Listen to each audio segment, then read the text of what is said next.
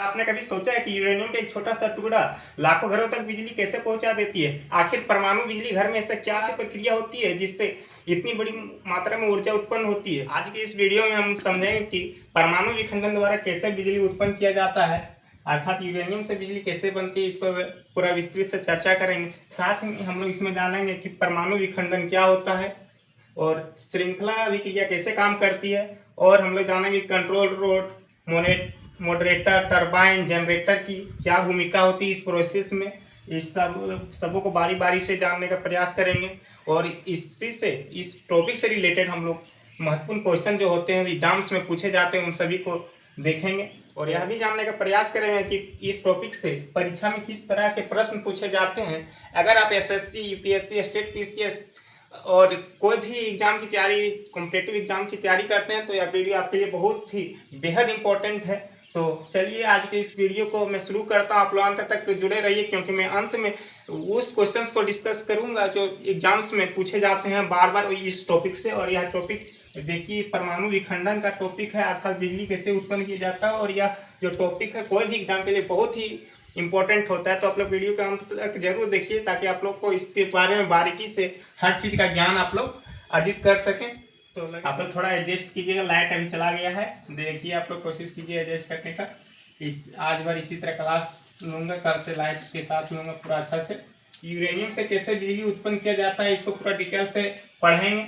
और सबसे पहले हम लोग जानेंगे कि परमाणु विखंडन क्या होता है और इसी तरह का एक और रिएक्शन होता है परमाणु संलयन। तो दोनों में पहले अंतर हम लोग समझ लेते हैं अच्छा से, उसके बाद हम लोग आगे इसके प्रोसेस को समझने में बहुत ही आसानी होता है। परमाणु विखंडन की बात पहले करते हैं। तो परमाणु विखंडन होता है जब एक कोई वस्तु है, जब यह दो वस्तु में टूट जाता है तो इसको परमाणु विखंडन कहते हैं। परमाणु संलयन की बात करें, संलयन की बात करें, संलयन, परमाणु संलयन की बात करें तो यह दो वस्तु जब एक कोई वस्तु में रूपांतरित हो जाता है, अर्थात एक वस्तु में मिल जाता है तो इसको संलयन कहते हैं। अर्थात आप लोग देखेंगे, इसका उदाहरण के तौर पर मैं लूँ, और सूर्य में जो ऊर्जा बनता है वह संलयन के कारण बनता है। और जो परमाणु बिजली घर में है ऊर्जा जो बनता है वो परमाणु विखंडन के थ्रू बनता है। लेकिन देखिए हम लोग समझते हैं यूरेनियम से बिजली कैसे उत्पन्न किया जाता है। यहाँ देखिए आप लोग, यहाँ यूरेनियम 235 इसके नाभिक में, नाभिक कहाँ होता है, कोई भी सेल के बिल्कुल सेंटर में होता है। जब इसके यूरेनियम 235 के नाभिक में जब हम लोग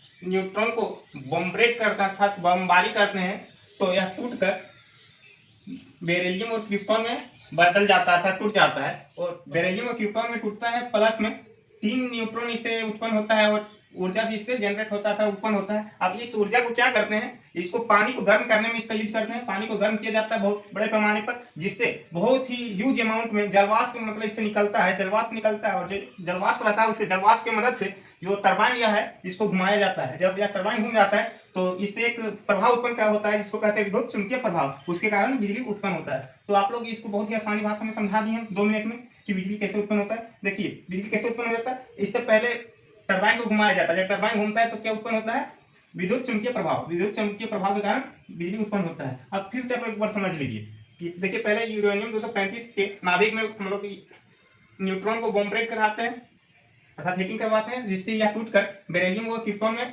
बदल जाता है। प्लस में हम लोग को देता है 3 ठो न्यूट्रॉन प्लस ऊर्जा, बहुत बड़े पैमाने पर ऊर्जा देता है, जिससे पानी को गर्म करने में मदद मिलता है हम लोग को। जब पानी गर्म हो जाता है तो उससे पूरा जलवाष्प निकलने लगता है और इतना मात्रा में जलवाष्प निकलता है कि टरबाइन घूमने लगता है। उस पर टरबाइन घुमाने में उसका यूज करते हैं और जब टरबाइन घूमता है तो विद्युत चुंबकीय प्रभाव उत्पन्न होता है। विद्युत चुंबकीय जब प्रभाव उत्पन्न हो जाता है तो उससे हम लोग बिजली आसानी से उत्पन्न कर लेते हैं, अर्थात विद्युत चुंबकीय प्रभाव की मदद से विद्युत उत्पन्न किया जाता है। आप लोग देखिए इधर हम लोग पढ़ लिए परमाणु विखंडन, उसके बाद श्रृंखला विक्रिया पढ़ते हैं। श्रृंखला विक्रिया क्या होता है, देखिए यूरेनियम 235 जब हम लोग हीट के थ्रू इसको न्यूट्रॉन के बॉम्ब्रेट से तोड़ते हैं तो 2 या 3 नए न्यूट्रॉन उत्पन्न होते हैं। जब 2-3 नए न्यूट्रॉन जो उत्पन्न होते हैं वह जो है दूसरे यूरेनियम 235 को भी तोड़ देते हैं और यह प्रक्रिया लगातार चलते रहता है। और इसी प्रक्रिया को हम लोग क्या कहते हैं, तो श्रृंखला विक्रिया कहते हैं। अगर इस अभिक्रिया को कंट्रोल नहीं किया जा सके तो बहुत अधिक मात्रा में ऊर्जा उत्पन्न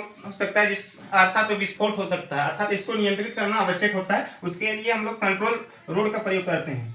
अब हम लोग समझेंगे कि कंट्रोल रोड क्या होता है। कंट्रोल रोड बोरॉन तथा कैडमियम जैसी धातु से बनी होती है। इसका काम क्या होता है, जो अतिरिक्त एडिशनल जो न्यूट्रॉन होता है उसको सोख लेना होता है, तो जिससे श्रृंखला भी क्रिया नियंत्रित रहता है और जो रिएक्टर होता है वो सुचारू रूप से चलता है।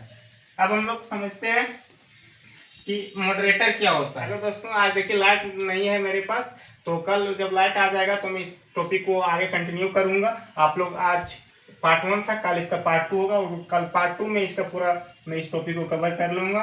तो आप लोग कल ज्वाइन कीजिएगा इसी टाइम वीडियो देखने के लिए। हमारे यूट्यूब पर सब्सक्राइब कर लीजिए। आज के लिए इतना ही बस, थैंक यू।